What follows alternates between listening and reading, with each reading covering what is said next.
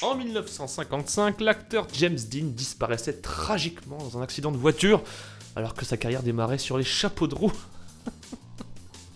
James Dean, c'était alors un acteur que tout le monde s'arrachait, mais aussi un grand fan de vitesse. Alors qu'il tournait La Fureur de vivre, James décida de changer de voiture en passant d'une Porsche 356 à une Porsche 550 Spider. Il la customisa d'ailleurs à son goût, changeant les sièges, les roues et gravant le chiffre 130 sur les portières et le capot. Le nom de Little Bastard lui fut donné par le coach en langue de James Dean, Bill Hickman. James Dean rencontra un jour l'acteur Alec Guinness. Je sais pas si vous vous souvenez, mais c'est celui qui jouera le rôle d'Obi-Wan Kenobi dans la première trilogie Star Wars. Après être sorti du restaurant, James voulut lui montrer sa voiture.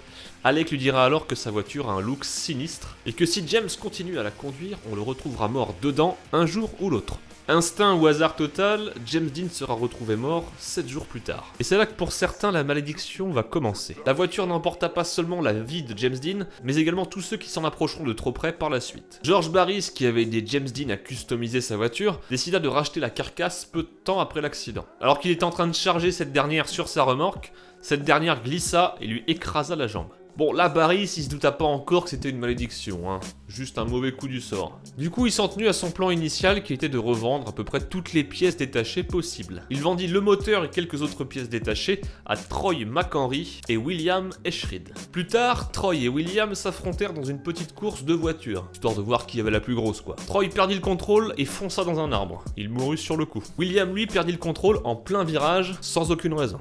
Il en sortit en vie mais gravement blessé. Et là, je vous le donne en mille, les deux voitures contenaient des pièces détachées de la voiture de James Dean.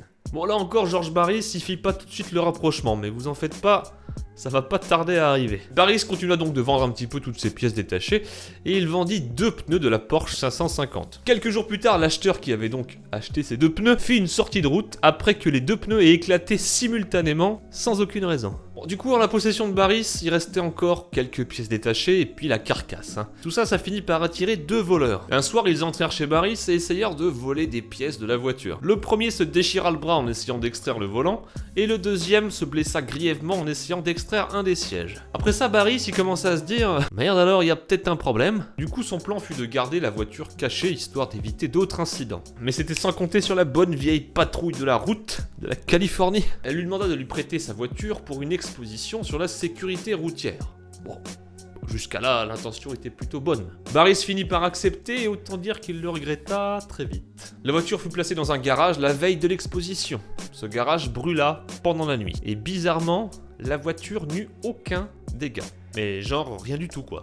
Même pas une petite brûlure. Non loin de se décourager, l'exposition suivante se déroula dans un lycée. La voiture était alors suspendue devant les élèves. Là encore, elle tomba de son socle sans raison et cassa la hanche d'une des élèves qui n'avait rien demandé. Autant vous dire qu'après ça, Barris, il décida d'envoyer la voiture aussi loin possible de chez lui. Un transporteur vint chercher la voiture, il l'a mis sur son camion et il partit. Là, si vous êtes en train de manger, mettez un petit peu de sauce tomate, dans quelques secondes ça va vous parler. Alors que le conducteur ramenait tranquillement la voiture sur l'autoroute, il perdit le contrôle.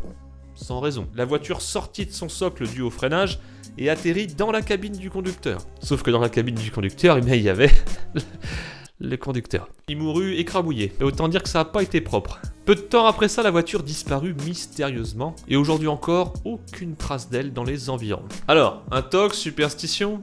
Dites-moi ce que vous en pensez dans les commentaires. Mais quand il y a autant de morts autour d'un seul et même objet, vous avouerez que c'est quand même un petit peu bizarre. J'espère que le premier épisode de cette série vous aura plu. Il en reste encore 4 où on parlera de malédictions mystérieuses. Comme d'habitude, si cet épisode vous a plu, n'hésitez pas à laisser un petit like et à partager la vidéo. Moi, je vous dis à très bientôt pour un prochain épisode. Prenez soin de vous.